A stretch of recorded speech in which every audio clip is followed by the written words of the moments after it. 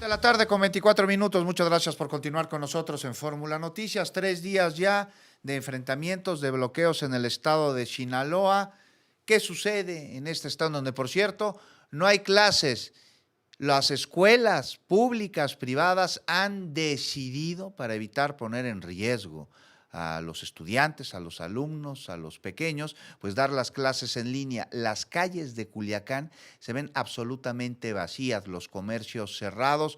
Fuerzas federales están llegando para fortalecer la estrategia de seguridad en este estado, en el estado de Sinaloa, y agradezco enormemente a César Gutiérrez Priego, abogado, especialista en temas de seguridad, colaborador de este informativo, que nos acompaña esta tarde. ¿Cómo estás, César?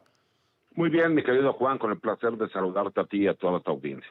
Pues aquí reportando ya desde hace varios días enfrentamientos, bloqueos en distintos puntos de Sinaloa, principalmente en Culiacán, aunque el día de hoy se ha reportado el enfrentamiento entre grupos de la delincuencia organizada y Fuerzas Armadas en otras localidades. ¿Qué está sucediendo, César? ¿Qué tiene que ver esto que estamos viendo y que están sufriendo los ciudadanos en Sinaloa con el secuestro de Ismael El Mayo Zambada? Mira, lo que señalas es correcto, mi querido Juan. Estamos viendo una lucha interna entre la gente del Mayo Zambada, conocidos como las flechas o los MZ, y la gente de los chapitos o de los muchachos, ¿no? O la chamacada, como les conocen. Y la verdad es que tiene que ver con estos reacomodos y venganzas que está dando entre estos dos grupos antagónicos, anteriormente socios, y que por supuesto que aunque esta situación o estos ataques es entre ellos, por supuesto que termina afectando a toda la sociedad del estado de Sinaloa.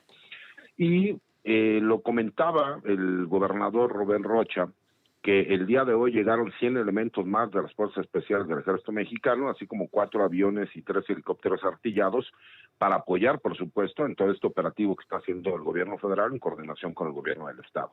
Pero tenemos que entender que esta situación tiene que ser de carácter preventivo. Y si bien es cierto, tienen focalizados algunos puntos, hemos podido escuchar, incluso por los reportes que te comentaban, que se están empezando a mover hacia el sur de la ciudad de Culiacán, al grado de ya empezar a afectar zonas, ¿no? Como la autopista Culiacán-Mazatlán, lo cual obviamente pues pone un foco de atención mayor todavía para las autoridades respecto a cómo se va moviendo la violencia, respecto al trabajo que ellos están haciendo para prevenirlo. A ver, César, aquí estamos hablando de algo que tiene muchísimo de fondo. Sinaloa, pues es un estado en donde ha operado la delincuencia organizada desde hace décadas. Es un centro neurálgico del narcotráfico, por lo menos de algunos de estos cárteles del narcotráfico en nuestro país. Se ha construido incluso una cultura de apología al delito en donde encontramos hasta santos a los cuales los narcotraficantes adoran, les construyen templos y les rinden tributo. Viene la apología a través de las series, de la música, ya de las tradiciones populares. Por eso es importantísimo que se tenga muy claro que la cuarta transformación que se está llevando a cabo en el país, este proceso de transformación, es cultural y va directo a las causas de los problemas que nos aquejan como mexicanos, como pueblo.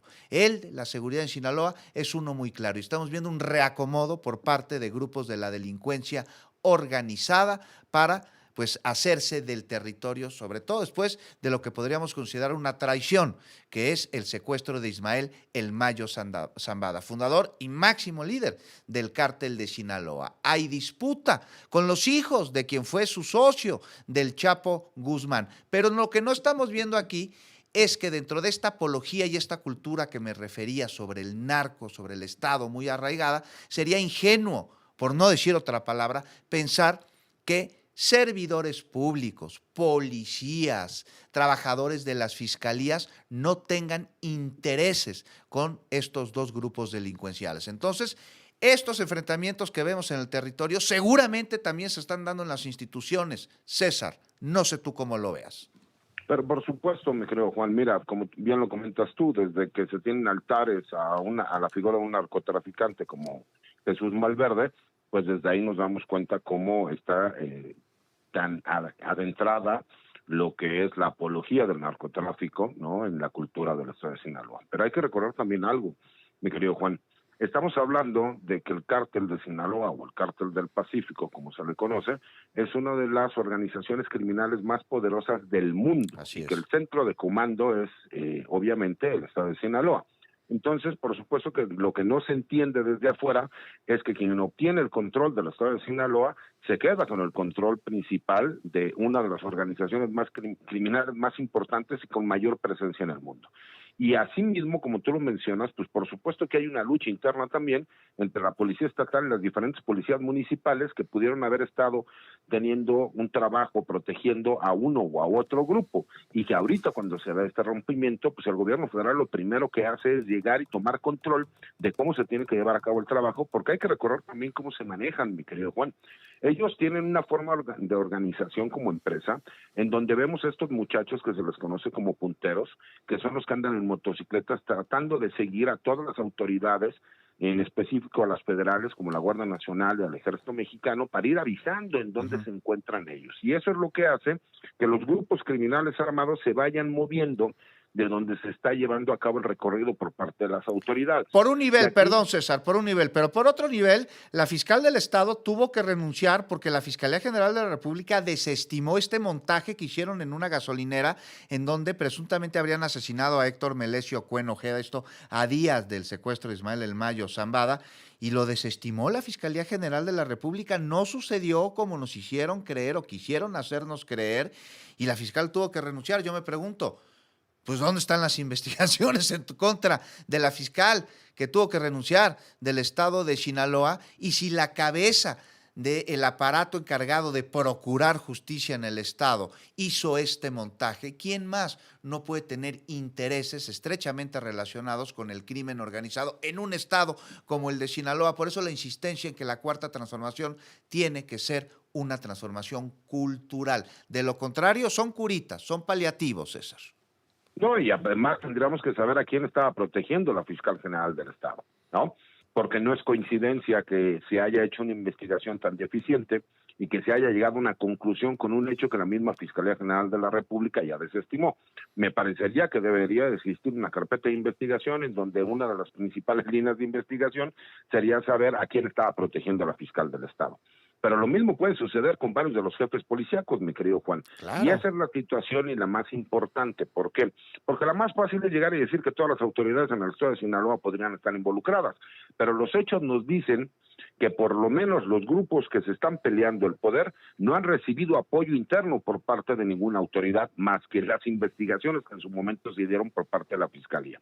Cuando nosotros vemos a las autoridades federales que lo que ellos buscan es llegar y detener a todos estos personajes que se están matando entre ellos, pues ¿qué significa esto, mi querido Juan? Que por lo menos el gobierno federal no tiene ningún grupo a quien esté apoyando, sino que al contrario, está tratando de disuadir la problemática que se tiene respecto a la violencia que está llevando a cabo de forma interna en el Estado. Prueba de ello es que se desestimó este montaje de Melesio Cuen en la gasolinera. Ahora, lo que mencionabas, que tienen halcones, los grupos de la delincuencia organizada que están íntimamente relacionados con las autoridades locales, pues es una muestra de lo difícil que es para las fuerzas de seguridad federales, para la federación, atender este problema, ya que desde todos los niveles, parece, en el estado de Sinaloa, hay protección a distintos grupos de la delincuencia organizada a través de pitazos, a través de investigaciones que no llevan a cabo el debido proceso adrede, a través de la vulneración de las carpetas de investigación y a través de una red de impunidad que ha funcionado durante décadas, César. Es una tarea muy complicada la que se tiene que hacer en este estado. Pero no solo titánica, lo acabas de mencionar ahorita, Juan, también hay muchos medios de comunicación supuestamente independientes que se prestan para todo este golpeteo. Y lo hemos podido ver desde la forma en cómo suben, ¿no?, la información, porque no es lo mismo medios de comunicación serios que mencionan, nos llegó esta información, a aquellos otros que tratan de crear una psicosis y un caos. Al grado de que, bueno, como bien lo mencionaste tú, se suspendió el transporte público, se suspendieron las clases en el estado de Sinaloa, porque la gente está con la psicosis de lo que sucedió en el Culiacanazo, y cuando tú escuchas este tipo de comentarios en las redes sociales, algunos salen a explotarlos, pues por supuesto que se acrecenta el miedo. Y no es un Culiacanazo como los que nosotros vimos, tiene otro contexto, tiene otro sentido, y es, como mencionaba César Gutiérrez Priego, la disputa de la plaza después del secuestro del Mayo Zambada entre dos facciones del cártel del Golfo de Sinaloa. Nos queda un minutito, César, para que concluyas.